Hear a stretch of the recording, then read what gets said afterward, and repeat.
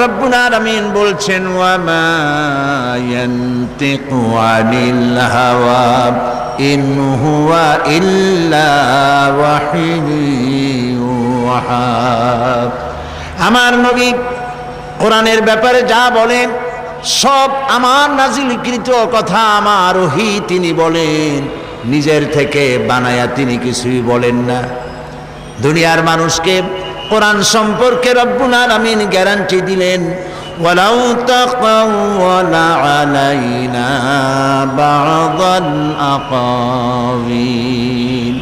আমার নবী যদি নিজের থেকে কোনো একটি কথা বানায়া আমার নামে কোরআনের ভিতরে যদি চালায় দিতেন, আমি আমার নবীর ডান হাতকে চেপে ধরতাম, আর আমার নবীর কণ্ঠ নালীকে আমি আল্লাহ কেটে ফেলে দিতাম।